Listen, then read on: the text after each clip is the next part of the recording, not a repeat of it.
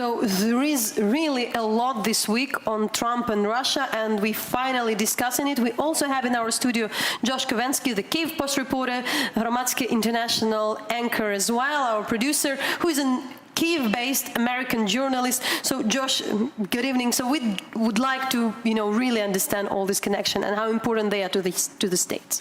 Sure. So you can divide the connections, at least in their biggest sort of instances, down to three people. There's Paul Manafort, Trump's campaign manager, known in Ukraine, formerly as a manager to Viktor Yanukovych. He also worked with, he actually got involved in Ukraine by working with the oligarch Rinat Akhmetov.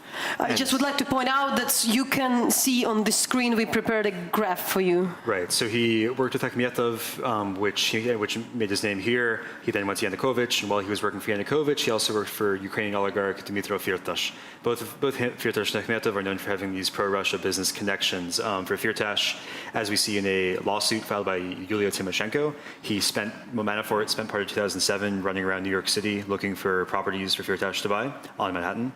And later on, Manafort went and was hired by Yanukovych and worked for the Party of Regions.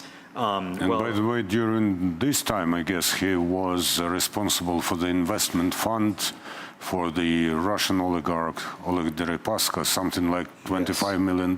Yes, that's accurate. So I think we have a scroll of that we can show. For the Kyiv Post, I did a story on that where I went to Odesa and talked to the people who were involved in this deal. Essentially what happened was Oleg Deripaska contacted Manafort and some other business partners of his and said, okay, I'm interested in establishing this this is essentially a business empire in Ukraine. And he said, I can give you $200 million, just go around Ukraine, buy small to medium-sized media companies and consolidate them into my own media empire.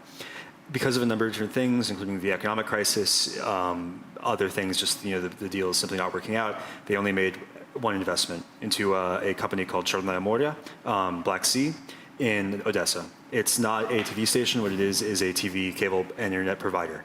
And if you go and talk to the people who work there and who were there with them, they were all have links to the Party of Regions, and some of them later went on to try and found the ONR in 2014, the Odessa People's Republic, on the same model. In fact, one of them was arrested after being found with grenades, and these were the people who were the directors of the company that Paul Manafort essentially bought. Or supposedly bought.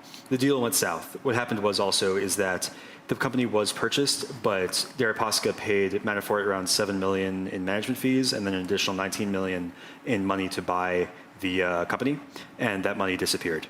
And Deripaska has filed a lawsuit in the Cayman Islands to try and recover it, and they've made their own legal requests in the United States to try and depose, which means interrogate, Manafort in search of that money. But most of the details are under wraps. All we really know is that it's Oleg Deripaska trying to get his money and that it's money back from Manafort. There are additional connections to Russia. There is Carter Page, Trump's foreign policy advisor, who has been a longtime investor in Gazprom. He went there and tried to reform it, and he's made very kind of loud public statements advocating for a closer U.S. relationship with Russia. The idea essentially being that the U.S. can ally with Russia and sort of forget about its set aside its differences over Ukraine in a bid to counter the Islamic State. Another one of Trump's top advisors, a guy named Michael Flinn, he's a former general. He was also floated as a possible vice presidential candidate instead of Mike Pence, who was later chosen. But a couple weeks ago, everybody was thinking that maybe this guy, Michael Flinn, could have been Donald Trump's vice presidential candidate. He has made similar statements, again, very much in line with the Kremlin view that the U.S. and Russia should forget about differences over Eastern Europe and instead ally in a bid to fight the Islamic State.